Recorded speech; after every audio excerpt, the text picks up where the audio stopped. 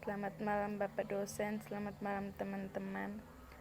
Perkenalkan, nama saya Thomasine Uminasi, kelas A semester 1 dengan NIM 2003030015. Saya akan mendeskripsikan tugas pengantar ilmu politik. Bab 1, pendahuluan. Membayangkan politik tanpa kekerasan. Dalam proses penulisan buku ini, tindakan labang individu, kolektif, dan kekerasan negara adalah latar belakang yang konstan, mengingatkan saya untuk terus maju ketika tugas itu terasa berat. Banyak dari tindakan ini mengguncang dunia pada saat itu dan kemudian menghilang darinya. Saya menyimpan catatan minimal dalam catatan yang tersebar. Tidak ada urutan khusus untuk pelanggaran yang saya catat dari tahun 2015 sampai 2019. Sebagian besar dari laporan pers atau LSM dan buku harian lapangan dari penelitian lapangan di Amerika Latin. Mereka juga tidak menangkap dengan cara apapun berbagai kekerasan yang terjadi selama 4 tahun penulisan buku ini. Mereka dipilih pelanggaran yang muncul pada saat itu sebagai contoh kompleksitas kekerasan, namun memilih pelanggaran yang penting dan mengabaikan berbagai ekspresi muncul sebagai tantangan untuk memahami kekerasan sebagai fenomena. Pengantar buku ini mengingatkan kita tentang beberapa pelanggaran selama 4 tahun ini untuk melibatkan pembaca secara emosional dalam fenomena tersebut. Itu tidak mudah dibaca. Itu alasan dimasukkannya adalah untuk menghubungkan materi pelajaran. Kami tidak akan mulai membayangkan politik tanpa kekerasan kecuali kami memilih untuk menghadapi kekerasan yang belum tentu menyentuh kekerasan kita sendiri serta melakukannya. Bab 2, kekerasan dalam politik atau pandangan klasik. Abstrak 4 bab pembukaan buku ini berkonsentrasi pada makna kekerasan dalam teori politik atau kekerasan dalam politik dan kekerasan sebagai fenomena dengan perbedaannya sendiri, kekerasan tanpa politik. Bab ini mengeksplorasi cara teori politik klasik membangun pemahaman kita tentang politik. Politik dan negara menanggapi asumsi kekerasan ontologis manusia. Dipengaruhi oleh teori politik klasik, banyak ilmuwan politik terus menekankan sentralitas, kekacauan, dan kekerasan sebagai masalah tersendiri, digunakan secara terus-menerus, dan membutuhkan perhatian pada perbedaannya sendiri. Ilmu politik sangat selektif istilah kekerasan yang dianggap penting bagi politik.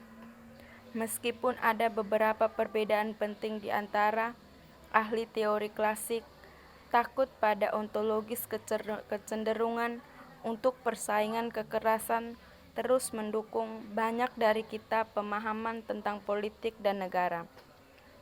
Ada sedikit kesepakatan bagaimanapun, apakah itu nafsu manusia atau kejahatan manusia, atau kejahatan yang mendorong kekerasan. Perbedaan itu penting.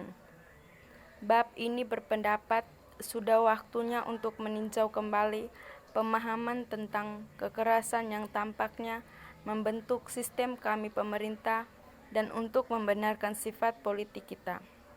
Bagi banyak orang, kekerasan berada di jantung politik dan pokok bahasanya ilmu politik. Namun kekerasan seperti apa? Di dalam negara bagian itu kebanyakan adalah kekerasan publik dalam masyarakat yang berpotensi mengancam integritas negara seperti perang saudara, pemberontakan, terorisme, dan kekerasan protes jalanan. Bab yang ketiga adalah kekerasan dalam politik. Abstrak sejak dekade terakhir abad ke-20 dan sebagai sensibilitas hingga kekerasan dan berbagai manifestasinya telah tumbuh, kami memiliki alat intelektual baru untuk menjelajahi antarmuka antara kekerasan dan politik. politik ahli teori telah mulai membuat konsep politik tanpa ontologi manusia kekerasan. Setelah Perang Dunia Kedua dan Dinginware, Hannah Arendt berusaha membangun dasar untuk perbedaan yang jelas antara politik dan kekerasan. Dalam Pasca Perang Dingin, Chantal Mouffe berusaha untuk membangun konflik ke dalam politik sebagai cara untuk mengurangi penggunaan kekerasan dan membangun politik yang terdiri dari proyek-proyek hegemoni yang bersaing antara musuh. Ini kontras pendekatan menambah repertoar alat berpikir kami untuk kemungkinan membayangkan politik bebas kekerasan. Namun, makna kekerasan di dalamnya konseptualisasi ini tetapi tidak memadai untuk tugas semacam itu atau untuk mengeksplorasi berbagai cara di mana kekerasan berdampak pada politik dan politik kekerasan.